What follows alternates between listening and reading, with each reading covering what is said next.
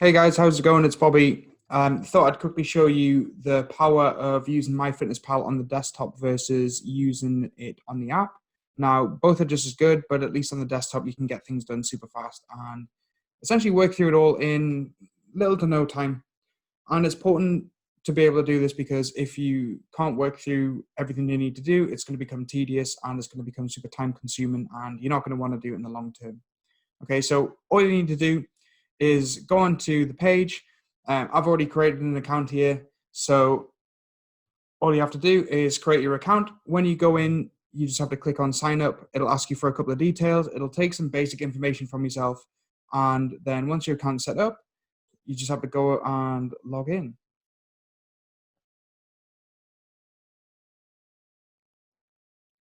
Once you've been logged in, you're going to be brought to the home screen. And before you do anything else, the first thing that you need to do is, because you've already set some stuff up, you just need to go into goals and then scroll down here and add in your daily nutrition goals. And the reason why you would do this is, let's say, for example, you were someone who was following the methods that I would give you for the calories aspect, then you can just go in and manually adjust them, and then you know that you're doing the right thing. If you just want to do things as simple as physically possible, you don't want to do any calculations, you don't want to do anything, you can input your weight into the goals section, okay? And then you can essentially log everything by clicking on to check in, put in your weight, save changes. Then when you go to goals, okay, because it's relevant to your weight loss or whatever goal you may have, all you need to do from there is go into your daily goals. And I'm just going to use a theoretical example here. And I'm going to set the calories that I would require as 1900 calories to maintain a calorie deficit. The next thing we need to do is completely optional, but I would definitely recommend it, is go in and then just change these to 40%. So 40% of your calorie intake would come from carbohydrates, 20% to come from fats, and 40% to come from protein. And you just click Save Changes. Okay, and you'll see it's populated here, and it's all accurate. And the next thing you're going to do is from here, you're going to go on to food. And I'm going to show you just how fast you can do some things. All right, so when you come onto the screen, and this is why I like the desktop version more, is when you're on here, it shows you everything and you can add, and you also have these quick tools, which I'll talk through quickly in a bit. But more importantly, down at the bottom, you'll see that you have your daily goals. So you'll have 1900 calories, 190 grams of carbs and protein, and 42 grams of fat. And then for now, unless you're someone that really is watching their sodium intake, so your salt intake and sugar, you can just generally ignore these and focus on the basics here. Okay, so your overall calories, carbohydrates, fats, and proteins. Okay, and what we can do now is we can go into add food and basically start creating our meals. Now, I like to do things in advance so that I have a rough idea of what I'm going to have, then I can just go on and then make adjustments. And you'll see on here, as well as you start putting things in, it'll keep it on here as almost like a quick reference for you to just use. All right, so you've got like the frequently used one. Okay, so my most commonly used one is Protein Dynamics, and then bananas, apples, etc. And then you also have the My Foods part. All right, so if you've made something totally custom, then you can write it on and put it in here, which you can go through later on. I'm not going to show you how to do that, but it's a simple process. So an example is I made banana bread. It was from a recipe, so obviously I couldn't find it on MyFitnessPal, so I just wrote it in myself, and then obviously set the quantities, and then your slices, etc. Okay, you can have completely saved meals here. So for example, like protein and banana, you can have that saved, but honestly, most of the time there's not really much need for it. And then finally, okay, you can add in complete recipes in here, and that's pretty much the overall view of this. Now, once you've done this, okay, what you need to do is essentially start creating your meal. So let's say, for example, I was fasting and I was having my first meal, which would be a small meal, pretty low in calories and very easy on the digestive system. All I have to do is just click that and then add that. So here you'll see I'm going to be having 2 scoops of whey protein and 200 grams of apples, so about 2 small apples. I click add checked, and it'll populate on here. So you can see at the top how many calories, etc., have been used from that one meal, and then at the bottom you can see your remaining amounts too. So as you go through and craft your meals, as I mentioned before, you should do 1 to 3 different meals. I would personally days worth of meals, so it could have like 9 different options and snacks, or however you want to do it, however you eat, Meal timings aren't hugely important. They're a nice to have, not a must have.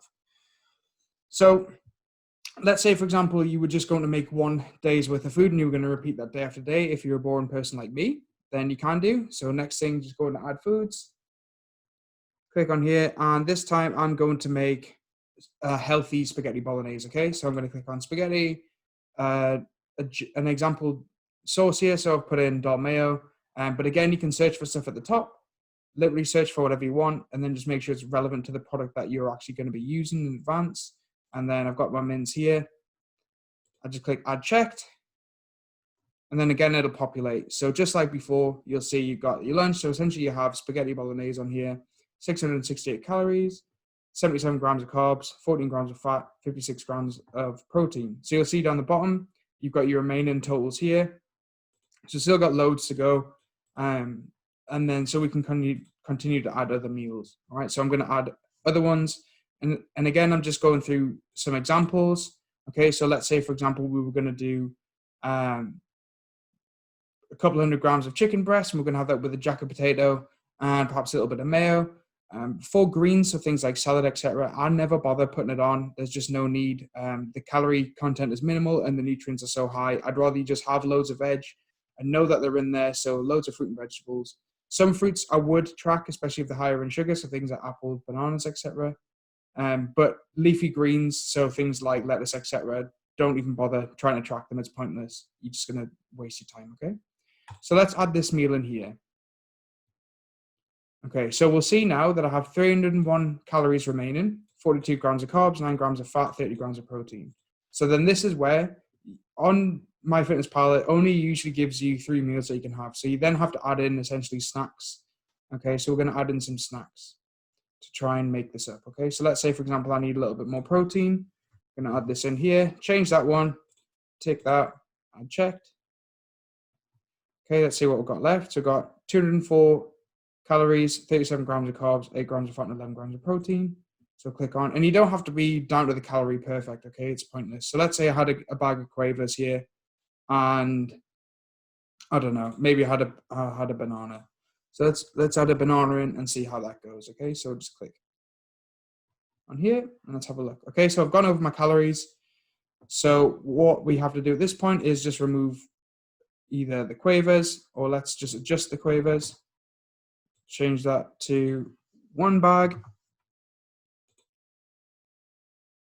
And that should make us pretty much perfect. So we have 18 calories left. We've gone over carbs by 2. Protein's nearly there. Fat's nearly there. If you're at this sort of level here where you're a couple of grams off, just don't even worry about it. Just focus on getting the accuracy as close as possible without being super precise, okay? It's not a science experiment. It's not a study. It's just your nutrition, which of course is super important. But the main thing that I'm doing here is just showing you how quick it is to build out a meal plan, okay? So once you've done this here, what you can do next is you can go on to your next day, all right? And this will save you essentially putting it day after day. But let's say you I know I've clicked 1 day down, okay? So I've gone from June the 18th, okay, and gone to June the 19th. But let's say I just followed this one meal plan, okay? And I followed it for about 2 weeks and I'd eventually stopped losing weight, okay? So on my second weigh-in, so 2 weeks time, I've had a look and my weight hasn't changed. I just need to add in the foods and then adjust them. So let's just copy from date. So add that one in. Copy from date. And you see how quick this is. So we can literally add in the foods that we'd been eating for the previous few weeks. Add in from date. Okay. And we're nearly there. Copy from date. Great. So again, imagining we're a couple of weeks time down the line. Got this here and our weight loss has stopped. So what we can do is we can just remove a couple 100 calories and then we'll essentially restart the ball rolling. We don't want to be super restrictive with our nutrition anyway. So all we would have to do with this is essentially find some things that we might want to remove that are going to help us on our progress, okay? So let's say, for example, I really like Quavers and I want to keep them in, but I know that I need to, drop, an extra 200 calories. That's absolutely fine. We could go in before and go into My Home, and then we could readjust just like we did before where we set the check-in. Okay, so we could go to My Home, do the check-in. I know that I'm, let's say, 3, 4, 5 kilos down, I could put that in there, go back to my food, go to a couple of weeks down the line, and it would have adjusted. Okay, so let's say my calories have now gone from 19 to 18 or 1700 calories is what I require. All right, then we can just remove something from here. So let's say I wanted a smaller meal, but I didn't want to affect my snacks. I didn't want to affect the first meal that I had. Okay, all I'd have to do is just, let's say we're going to make lunch a little bit smaller. We'll just change this. So 1.5, save. Let's see how we're getting on. Okay, so gain back a few more calories. That's cool. Okay, next thing we are going to look at trying not to adjust our protein intake too much. So try and remove from the carbohydrates or fat side of things. We want to keep protein as high as possible. Okay, so let's say in dinner, oh, wrong one, click on here, and let's say we want this to be 150 grams of jack potato. Like I mentioned before, these are pretty bland looking meals, but you can add all the veg and stuff that you want. Okay, so now a couple of hundred calories down. And then let's find something else that we're going to remove. I think quavers are going to have to go, or a banana. But I really like quavers in this example, so let's remove the banana. Okay, so just, oh, wrong one. So on the banana, go across to the right, click that one, and remove. Okay, and now we're 223 calories down. So we could essentially follow this for the next couple of weeks. Yes, it would be a bit boring. If you're a person that doesn't mind eating boring foods, then great, you can do this indefinitely. If you are someone who has the need to have regular variations, then you can do as well. So with the variations, what you need to do at this point is click onto another day, for example, and let's say we're going to build out a completely different day. All right, so using this example of this that we need to hit here, so 1900 calories, 190 carbs and protein, and 42 grams of fat, we can go on and we can just make up some examples. Right, we can do this super quick too. So let's start this all from fresh. Okay, so let's search for eggs. So one egg, medium. Try and be fairly specific when you do this. Okay, so we're going to add that in. Let's say I'm going to have 5 eggs. I'm then also going to add bacon. Let's see what there is for bacon. So you got bacon, 2 pieces, 80 calories. Great, we'll just have that.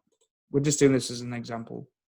Because again, this is how fast you can do things. Okay, let's say for lunch, we're going to have I don't know, let's say a turkey sandwich. Okay, so first thing we're going to get the bread. Okay, so search for Warburton's bread. Click on that one. We obviously want 2 slices. Next, we're going to add our, let's go in here, search for that. All right, so obviously we don't want 100 grams because no one will be having that much. Okay, so usually a teaspoon. Sometimes I have it on there. There you go. That'll do 10 grams. Okay, let's say, for example, it was 10 grams. All right, you don't have to be calorie perfect. Just be more conscious. Okay, so we've got our bread and it's buttered. The next thing we need, again, I'm just pulling examples out of the air here. If you can, try and find something that's British because this is used across the world. Okay, so see if we can find this. Garlic sausage, turkey ham, family size smoked sausage. Right, that's 1 slice of turkey ham. Okay, so let's say we had 3 slices in there. We're pushing the boat out. Okay, so we're slowly taking away from the calories. So we're already sort of 800-ish there. Okay, so we've got a lunch. We've got breakfast put together. Let's add something else to breakfast as well. Again, we're just using examples here. So let's say with our eggs and bacon, we made some sort of omelet. Okay, so don't forget we need to add in any cooking oils. Okay, so put in olive oil for an example. Okay, so 1 tablespoon. Again, that's probably a bit much for cooking with, but we're just throwing something quickly together here. Okay, so breakfast, lunch. All right, dinner next. Let's say, for example, we were going to have a sirloin steak. So most steaks that you buy would be somewhere between 200 and 300 grams. So depending on how we cooked it, let's say, for example, we did do a grilled sirloin, okay, and it was 300 grams. We're going to add this in. Add. Next, we can add, everyone likes steak and chips with an egg. So let's say we're having another egg.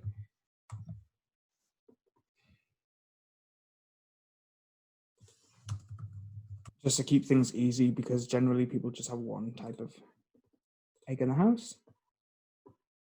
Okay, so we've got a steak and an egg. Next thing, okay, we'll cook this in an active fry or some equivalent, just to try and keep things relatively healthy. I'm just spitballing here with this. I'm just showing you how easy it can be, okay? So let's search potato. It's better to do it from the raw weight as well if you can, because it just makes it really difficult to try and do it from a cooked weight, because you'll add in stuff, you'll try and plan out some days worth of food if you're going to prep in advance, and then before you know it, you're just having a bit of a nightmare with it, okay? So always go with raw weight with fruit and vegetables, and then go with cooked weight with meat, because there is big variations, especially with meat. A lot of water can get lost, okay? So let's try and find potato, 100 grams. Perfect. Okay. So let's say we had 150 grams of chips, or active fried chips. Okay, we still got 332 calories. Obviously they were cooked in. So this. Next. See, so we're almost there with everything. We've gone over with our fat, okay? Not a huge deal. You know, if this was going to be a rare day, then, you know, that's fine. As long as overall you're doing the right job, you can't really argue, all right? So we're nearly there. So what we've done is we've made breakfast, lunch, and dinner. We've got a couple hundred calories remaining, a little bit of protein. Let's say we're trained that day, okay? So we want to have some protein. So add that in there. Always good to have post-workout. See how many calories we got left, 116. All right, then let's add a banana in, because bananas are good post-workout. Where is it? One medium banana. Perfect. We should be pretty much there with calories now. There we go. So we've gone over on fat, okay? Not a huge deal, because we also gave up a lot of carbs. So let's say today was a slightly higher fat day. I mean, looking at it, naturally it is. I mean, you've got a little bit of potato and a piece of fruit, but you know, this is just an example. I'm just showing you how easy it is that you can do this, and you can just chop and change and adjust really easily. Okay, it's super easy to do, but this is how you use MyFitnessPal on the desktop. So if you ever sort of get confused with using the app, follow this guide, do it on the desktop. Like I said, I much prefer doing it on the desktop because it's so fast, but at least on the app you can do things like scan barcodes as well. So if you go on there, you'll see at the top right on the screen, there's a little button with a little barcode symbol. You can just click that, tap it, and then you're on, okay? And that's how you use MyFitnessPal on the desktop. And that's how easy it is to adjust your meals and create something in about 5-10 minutes, okay? Super easy to do. Just plug in the foods that you like, adjust the quantities accordingly, and then you're all good to go. So I hope this video helps.